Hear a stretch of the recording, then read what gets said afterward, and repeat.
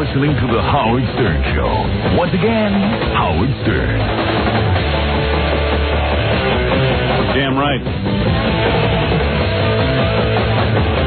All right, we're going to start the show tomorrow with the lesbian girl, because we're running low on time. And we're going to...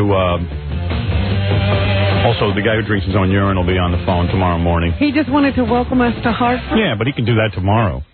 And Belz is here to do the news with us. I'm always happy to see Richard Belzer, the great comic and, of course, star of Homicide. Who, by the way, got the job on Homicide from being on this show. Known fact.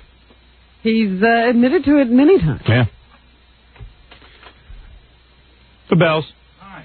Hey, Belz. You know, I heard John's album, and I don't want him to open for us. Yeah, right. No, I love Johnny. Big John. How's it going, man? Was a brilliant... I was in the car on the way over listening to him call up.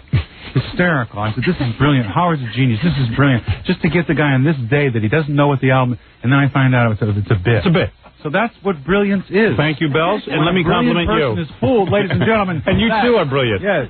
Well, that's the whole For point. everything you do, not even just one bit. You look good, Howard. Thank you. Well, I'm a movie star now. I know, but you're resting or something. No, I'm not. I'm not even feeling that great. Remember I warned you not to do it? Now you look great and you're having a good time. By the way, I see you learned your lesson. You were on with Grodin the other night. He tried to bait you, but you backed off. That was nice of you.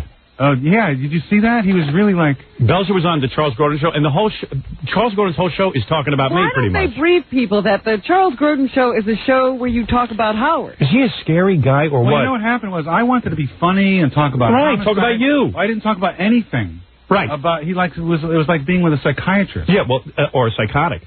I mean, the guy is... First of all, he wears a really bad wig. Well... And he doesn't want people to know it. Then... Now, were you there with him looking at that wig, or were you on... No, Belz was on... No, you were there. Were you there? I forget. I saw it. But I like him, you know. Were you in the room with him? No, I was on the satellite. Okay, yeah. You don't have to stare at the hair. But do you ever watch his show? Yeah, I watch it like the right side of his face, or is it the left side? It's the right side, I guess. The lip goes down like a stroke victim, and he gets this weird psychotic look in his face, and he thinks his opinions are really happening. I don't watch it that closely. And every show, whenever I tune it on, it's about, well, what do you think of Howard Stern? What did you do?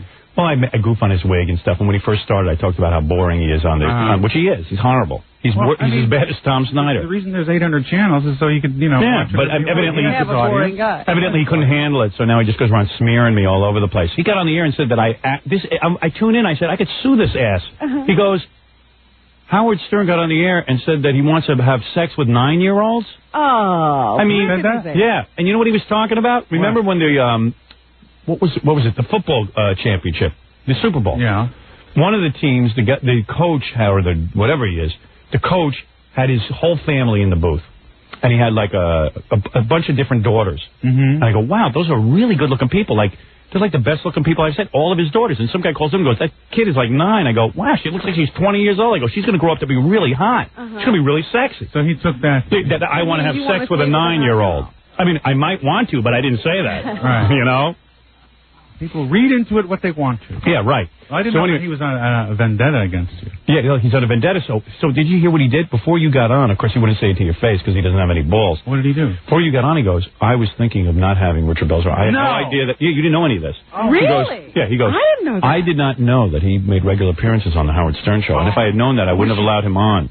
Can you imagine? But I'll have him on, and maybe he can explain to me, to make me feel... Remember he said you make on the air? Yeah.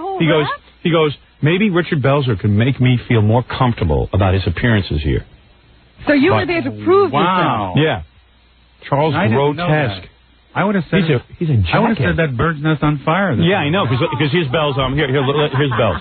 Richard, as I said, I don't think you heard this yet. I wasn't aware that you're kind of are you regularly on Howard Stern? See, but he wouldn't tell you. He didn't have the balls to throw you off. Have you ever been a member of the Communist Party? Yeah, right. Stupid ass. New McCarthyism is being on your show. And you know what? These guys all get on CNBC and they start to think they're happening, like Tom Snyder. Now, of course, now Tom's on a regular network and can't get a rating point. He realizes nothing's happening. He can't beat the same ratings he got on the other one. Yeah, he can't. 15 people. Yeah, he can't beat a nervous Conan O'Brien. Who hasn't still loosened up. We're still waiting. Of ticks. Yeah, this encyclopedia of ticks. Radio show? Well, you could say that. But I'm also told that you debate him on certain subjects. Right? Tell me anything you don't like about Howard Stern. So I can be comfortable. Now it makes a whole sense. Yeah. Well, his naivete about racism. And then I'm going, oh, no, Bells, goes help me out here. But all right, you did okay. I know how I am with you. What is that? What is his naivete about racism? What is it? But he's also a radio genius who meets the needs of his audience. Forget about the genius for a second. Forget about right. Not the good part. Yeah, not the good part. Just bash the guy. Naivete about racism. Disagreements. And all you're saying is, hey, Howard and I have disagreements about racism in America. Right. You're not saying I'm an idiot or a moron, but he wants you to call me a moron. Afraid on his naivete about racism, Richard. Well, I don't want to get into that. Because you want to keep your relationship with Howard Stern. No, because if we get into talking about racism, that's a whole other show. Well, and I think to address the question, I think that it's hard sometimes with Howard to know where he's being satirical and where that's really his political view. So there's always kind of a verbal fencing with him over what line he's walking. Yeah. And then you dropped it, and then he dropped it. Did he pick it up again? No, that was it. But so he set me up with his audience. Yeah, right. I apologize. No, don't worry about it. Yeah, but I knew you didn't know because you were on there like, I knew the guy didn't have the balls. It was a question out of the Yeah, he had just asked me like about my father's suicide. I mean, right. Give me a break. Yeah, right. Your father committed suicide? Yeah, in 1968. Wow, that's cool. You never brought that up. You didn't bring that up on the Donahue show. I mean, that's a cool thing for a comedian to go through. That's a good story. Part of my act. That's a TV movie of the week. Yeah. That's not part of my act. But remember when Belzer was on that Donahue show where he was Why didn't you bring that up? His tragic childhood. Did you talk about He it? talked about his mother spanked him once. Yeah. No, that was a different. But wait a second. My mother spanked him Donahue had comedians on. Donahue had a show where comedians had to talk about. Me, Louis Anderson, and Sandra Bernhardt. Yeah, I had Sandra on here the other. 19. Whatever. Yeah. So. Well, get a good. Louis Anderson had a really good abuse story. Yeah. Well, his father had been an alcoholic, and he got beaten, and was always yelled at him and stuff. 1988, and that's why Louis is a big fat slob today. So anyway, Bell's pressure was on because he had to come up with a story. He goes, he's sitting there listening to this, going, "Oh my God." When I was bad, my mother spanked me. And so you go, hey, got me on national television. You should have said, hey, when I was a kid, my dad killed himself. No. Well, why wouldn't you tell the truth? Well, you should have brought that up. Well, I don't want to tell you how to do your segment, but you're right. That's a great story. That's great stuff. Well, sometime that's good talk show stuff. Good funny stuff, huh? That's good funny stuff. For broadcast. What happened, man? You want to talk about it? For broadcast. What happened? Really? Were you in the room? I don't want to talk about it. That's always angry. Did he do himself in the house? How old were you?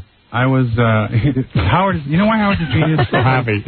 I say I don't want to talk about it, then we'll be here for 40 minutes. Yeah, right. How bad to you? Of the story. No, I mean... I'll give you just quick highlights. All right, thank you. On, okay? All right, good. Fair enough. All right, I was 19. Oh, really? No, that doesn't count. He's got to do it when you're really young. No wonder you didn't bring it up on Donahue. No, go ahead. No, of course it still counts. at home? All right, then my whole village was bombed by the Serbs. No, wait. So you're not making this up to get sympathy from the audience. No, this is a real story. This out of me. I'll talk about it. Really? Obviously. Have you ever been to the shrink? Well, I love my father. Do you think that's why you did drugs and everything? No, there's no excuse. I did drugs because they're, Good for now. Then he yelled at the bell and then killed himself. The reason I dug him because he never yelled it. Really? I mean, he got mad. Well, he kept it inside. It was killing him. Yeah, exactly. Maybe he didn't like you, but he just didn't want to. But what do you mean? You just came home and found him? Well, one time he tried it. I saved his life. Oh, wow. God. You mean there was more than one? Like a year before. He tried a couple times. My mother and father were married for like 25 years, and they were like madly in love. They were a great couple. They weren't great parents, but they were a great couple. Right. And so after my mother died, my father was like kind of lost. Oh, he was bummed. He remarried this awful, stepmother from Grimsby. Is that the one who hit you? Stole all his money and the stepmother hit you. The stepmother hit you. No, my real mother. Oh, your real mother. Yeah. Your real mother should have killed herself, and your father should have stayed alive, right? Now you're talking. Exactly. Everything would have been fine. Thank you. Back with my dad. Yeah, right. Yeah. All right, go ahead. So one time I found him in his office, and anyway, I saved him. He tried to slash his wrist. No. He was a pill. Hey, you know what this is like? This is like charades. Bells is like going, he tried. I'm going, slit his wrist? No. Wrist watch? Oh, he's showing off his watch. No, I just wanted to... anyway, so then what? This is terrible. Wait, no, it isn't. You found him in the office. Why? This will help other people. This is an entertainment. Yes, it is. Wait a minute. You found him in the office. What was he, groggy or no, he was asleep. He was sleeping. Yeah? Well, and you woke him up? No. If I ever woke my dad up, he would have kicked my ass. No, he was at his desk, and there was like a note in front of him. Oh, man. And what did you do? You called an ambulance? I immediately called the ambulance. There's no 911 in those days. So what did you call? You just called... I called Zero. That big dial. Belmont seemed like eternity. Right. You know, because